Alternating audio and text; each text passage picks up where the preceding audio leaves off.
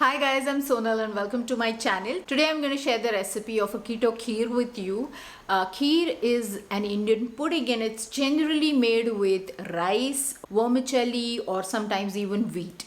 Now we don't eat any of these on keto, so I'm going to make this using nuts and hemp seeds. So let's go ahead and see how I make this recipe. So here I have 1 tablespoon of blanched almonds.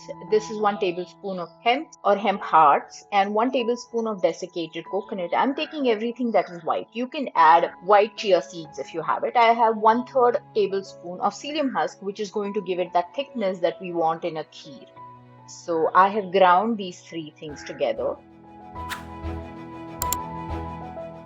I have also soaked some saffron, so about 10 strands in a tablespoon of water or so, and I have soaked this in warm water and I have let it sit for about 5 minutes. I've also added 1 cup of warm water to this and I'm adding my soaked saffron, 2 tablespoons of cream. My cream is really thick, so if you're using more liquid kind of cream, then you can add a little more, like about 3 to 4 tablespoons. Mix it up and let it soak for some time.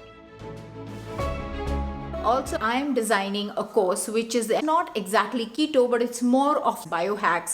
So I'm going to talk about intermittent fasting, I'm going to talk about low carb, keto, longevity, and a lot of the new research that is coming out about it. And some of my favorite low carb, grain free recipes. I've given all the information regarding this in the description section below. So check that out. Now here in a pot, I have 2 tablespoons of ghee, to which I have added 1 tablespoon of cashew nuts. And once they are slightly browned, I've added the mixture that I made and 3 teaspoons or 1 tablespoon of erythritol or monk fruit sweetener.